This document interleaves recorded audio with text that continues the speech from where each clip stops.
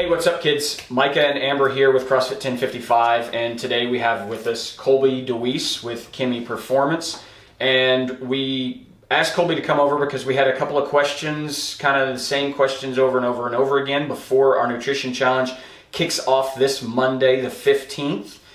So we wanted to try this format, see if we can answer some of those questions one time, and see if we can get some good information for you guys before we kick off that nutrition challenge again starting this Monday. So with that, here we go. So I think one of the bigger questions we get a lot is, why do I need to pay attention to what I'm eating? I'm coming to the gym and working out Monday through Friday. I'm going to eat cheeseburgers and french fries at night because I'm working out, so I should be able to eat whatever I want. So kind of what's your take on that, and why do you think it's important to pay attention to what you're eating? Yeah, so kind of the foundational building block to health is going to be that nutrition piece.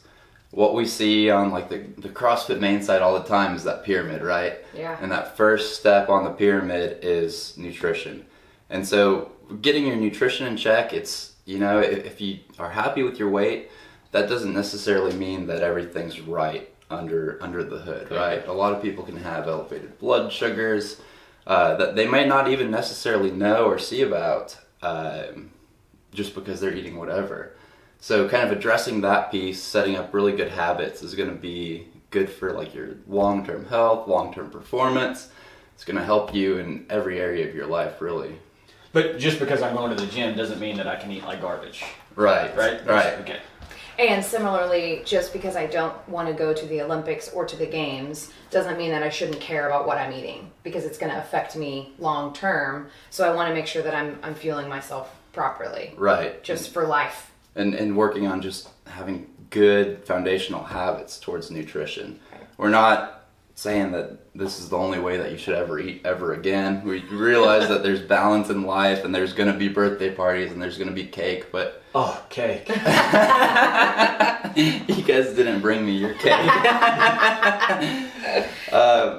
But having, you know, good habits 90% of the time is going to get you most of the way there. Well, that's a good point. So the nutrition challenge that we're doing, you're setting macros, you're giving folks some guidelines of what to eat, but it seems like it's a lot of protein, right? So are the ladies, are they going to bulk up and look like games athletes, or the guys? Like, so if I eat 220 grams of protein, am I automatically going to be Rich Froning, or is this beyond working out? Do I eat 200 grams of protein? What are these levels? Where are they going to get me? Well, if you could turn into Rich Froning by eating 220 grams of protein. Damn it! That's the only piece I'm That's missing. all I have to do? That's it? No, but the answer is we recommend between 0.8 to 1 gram of protein per pound of body weight, kind of depending on a few other variables. Okay. But that is going to be the optimum to rebuild your muscles.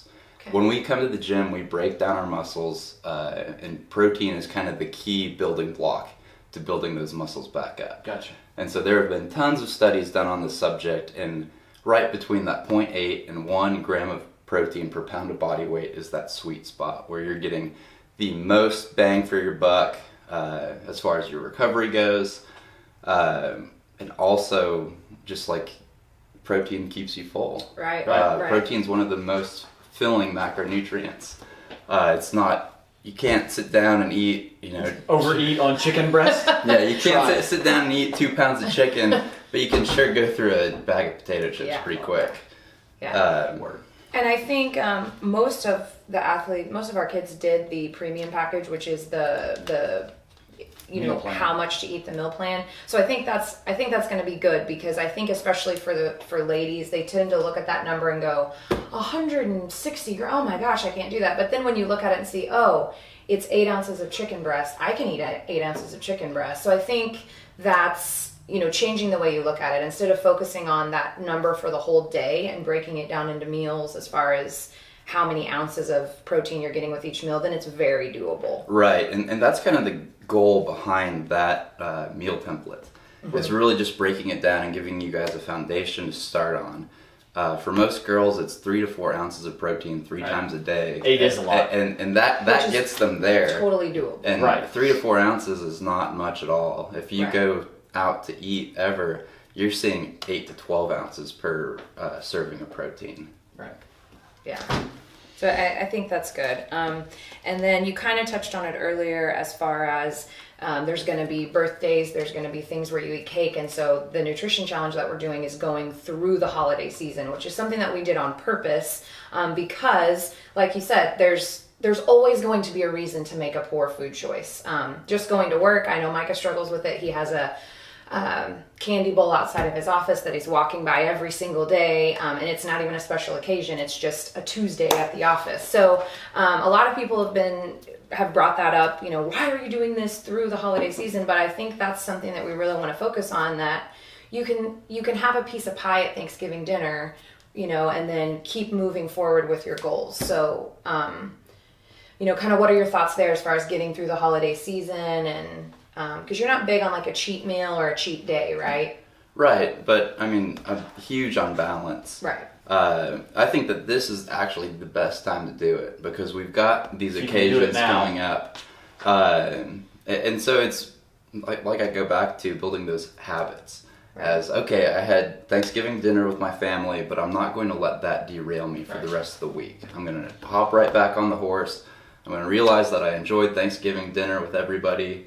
But I'm going to continue my plan, continue eating healthy, and being able to hop back on that horse and being able to kind of set it aside for a minute, enjoy whatever's happening, is one of the big habits that a lot of people don't have. Right. A lot of people come up on their birthday, and then that triggers a week of bad eating, right?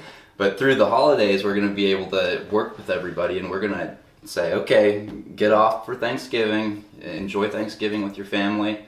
Don't necessarily worry about it too much. We can still make smart decisions, but the next day we're going to go right back to it. And I think that that's going to be a really great takeaway for everybody.